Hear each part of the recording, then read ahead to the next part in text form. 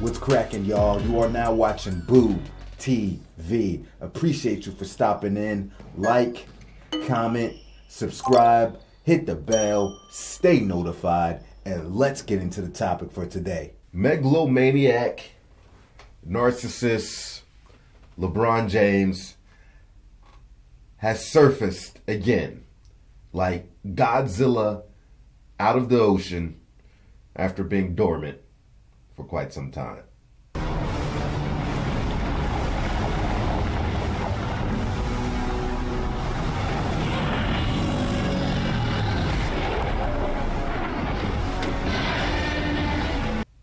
He strikes again.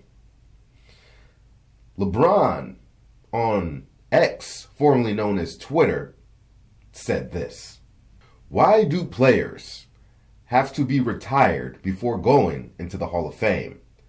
Coaches get in while still coaching, rightfully so. Wondering what's the difference, though." What's the difference? What's the difference? I swear this guy has to be trolling sometimes when he does this. He has to be. He has to be doing this to stir up the pot and get people talking, getting reactions, because this is something that's common sense to me. LeBron, people keep telling me that you're this ultra smart, hyper intelligent person in so many facets. I don't believe that. But that's what all your bron goblins and bronsexuals and clutch, counterparts keep telling me. Everybody on mainstream media keeps telling me. All the reporters keep telling me that you're this highly intelligent person. This doesn't require much thought at all to come to a conclusion as to why coaches can get inducted into the Hall of Fame while they're still coaching and players do not. Personally, I don't even feel like I should explain this. Like, it's not even, it doesn't deserve an explanation. Now, if anybody is curious about the eligibility requirements for players and coaches to be eligible for enshrinement into the Basketball Hall of Fame, as explained on the official website, these are the requirements. For a player must be fully retired for 4 full seasons before being eligible. He or she may then be considered for enshrinement in the 5th year of retirement. Should a player come out of retirement for a short period of time, as defined by Basketball Hall of Fame, his or her case and eligibility for enshrinement shall be reviewed on an individual basis. For a coach must be either fully retired for 4 full seasons, is still an active coach, have coached as either a full-time assistant or head coach on the high school, collegiate, or professional level for a minimum of 25 years. That person will then be considered for enshrinement in the 6th year of retirement or the 26th year of active coaching. Not that I needed to put that out there to get to my point, because the point is very simple. Players don't play as long as coaches can coach.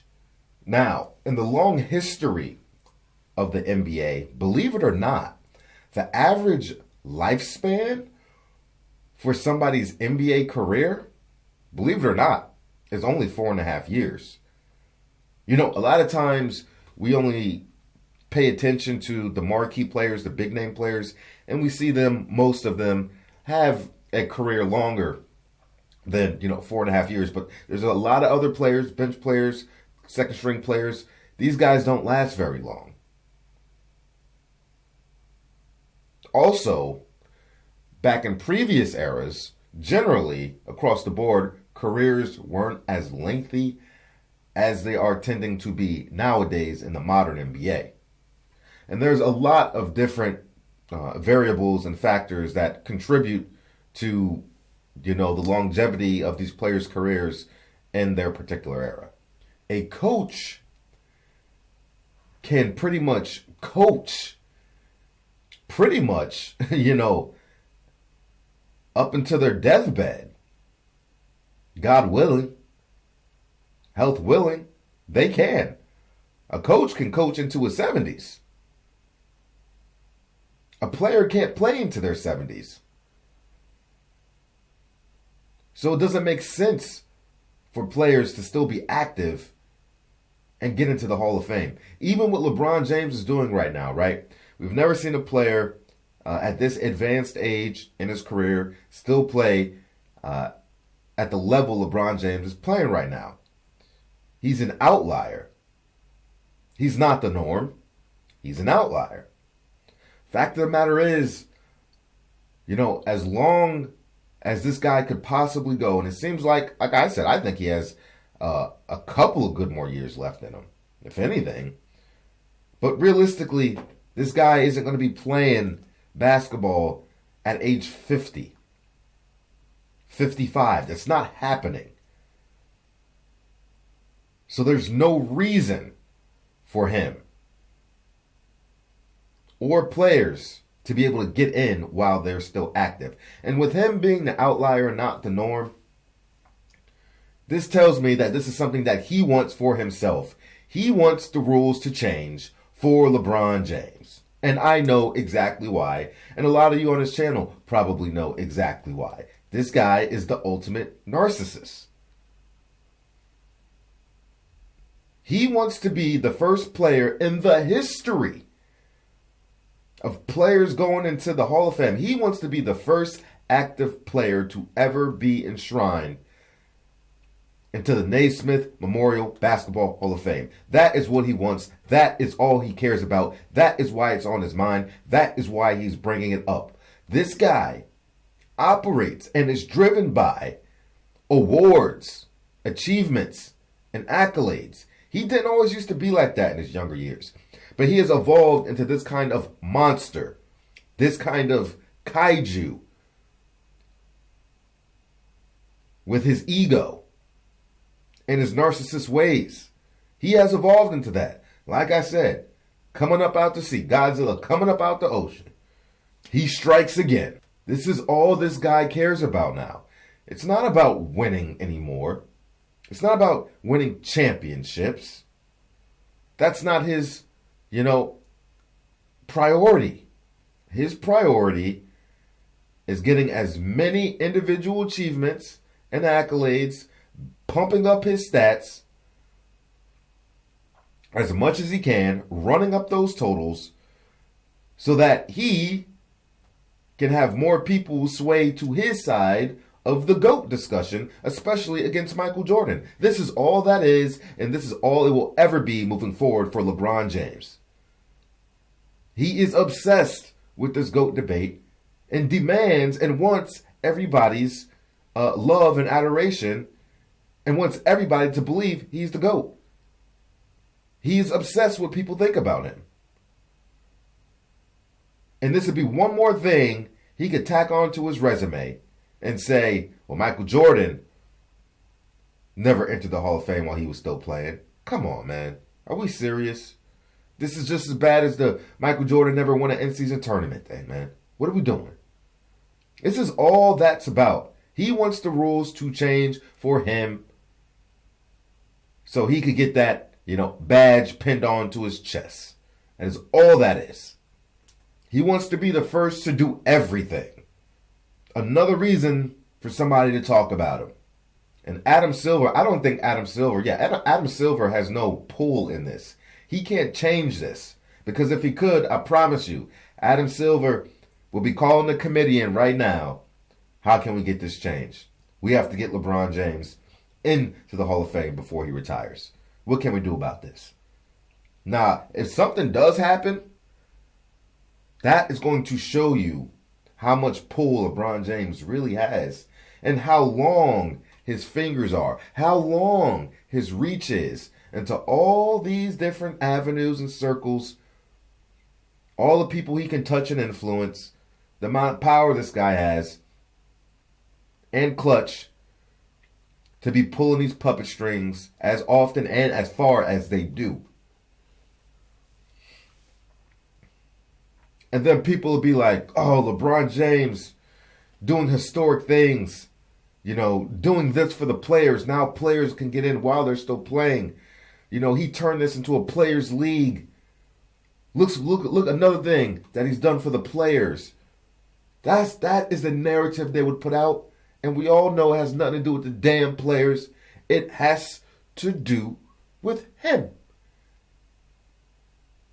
It has to do with LeBron James. It would make sense that coaches can get in while still active. Advanced age, very advanced age, like I'm saying, 60-year-old coaches, 60 plus, at any given time they can have a serious health issue, probably dealing with multiple health issues. Tomorrow's never promised. High risk. Yeah, that makes sense. Players, retiring between 35 and 40 years old, not high risk. I was reading people going back and forth about this on social media, and one guy said, this is what this guy said. He said, not verbatim, I can't remember, but he said, I think the only reason LeBron James is bringing this up because he was, sitting down thinking of Kobe Bryant and how, Kobe, wasn't alive to be there for his Hall of Fame enshrinement and give his speech. So, I definitely think, he's just thinking at it from the Kobe Bryant perspective. What? Are you serious? Are you serious? What happened to Kobe Bryant was a tragic, unforeseen accident that could happen to anybody, anywhere, anytime. Tragic, unforeseen accidents can happen at any time. You do not plan for these. You could be 15 years old, 10 years old, and something horrific can happen to you. Kobe Bryant wasn't the only person on that helicopter. There were many children and other adults on that helicopter. Beautiful people. God bless their soul. May they rest in peace. But you cannot factor that into the equation. Any one of us can go at any day. You don't plan for that. You don't plan for unforeseen circumstances, tragedies like that. So that is not the same. You cannot say that at all. If that's the case, everybody needs to go in the Hall of Fame after just 4 or 5 years of playing in the NBA. Because now we're going to act on the possibility that this person might be gone very soon for some unforeseen accident. You can't operate like that. That's not how it works. It's not how life works. And I know damn well LeBron James wasn't sitting there thinking about Kobe Bryant and all those beautiful people on that helicopter. LeBron James really was thinking of Kobe Bryant, right? If LeBron James was thinking of Kobe Bryant, or should have been thinking of Kobe Bryant, it was after they won that bubble championship in Orlando in the year 2020. The same year Kobe Bryant tragically passed away in that accident. Kobe and those beautiful people passed away, right? COVID, NBA hiatus. They come back for the bubble to finish the season. Lakers win. Kobe played 20 years with the organization, a face of the Lakers franchise. And they bring the gold back to the purple and gold. Here they are getting their trophies. LeBron James, you're up. Hands him the microphone. I expected him to say, rest in peace to Kobe Bryant, a guy that, was the face of this franchise for so long, an important, prominent figure in the organization. This one's for you, Kobe. This one's for you. I wish you were here right now to see this. I feel like you would be so proud of us, and I hope you are proud of us. But I know you're up there looking down on us, smiling. This one's for you, Kobe. This one's for you. Not even a year removed from the accident.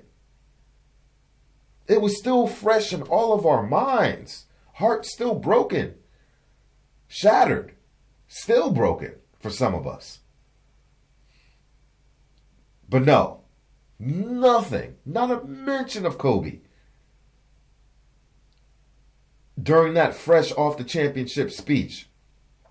The only thing coming out of his mouth was, I want my damn respect too. They want their respect, he want their respect, he want their respect, and I want my damn respect too. Really? That is what you had to say? So classy. So classy. So classy. Glad to know how much you care about Kobe. So classy, buddy. So classy. I couldn't believe it. I was mad. I was like, is nobody's really gonna say it? Really? Nobody? Oh my God. You want your respect? Oh, what? This is what you got up on here and said? Man wasn't thinking about no damn Kobe Bryant. Cut it out. Cut it out. This guy's a narcissist. I'm done here, man. Thank you for supporting. Sound off in the comment section. Please sound off in the comment section. Am I off the mark here? Let me know. Because sometimes I do be off the mark. And y'all be letting me know in the comment section. And I appreciate it. Because then I'll be like, you know what? You have a point. I never looked at it from that angle. You know what? You have a point. Maybe I'm over-exaggerating. You know what? You have a point. Maybe I'm too emotional right now. Let me know. Sound off. Appreciate y'all for stepping in. Like, comment, subscribe, hit the bell, stay notified. Check out our LeBron James playlist to see more stuff like this. And I'll catch you on the next one. We out, baby.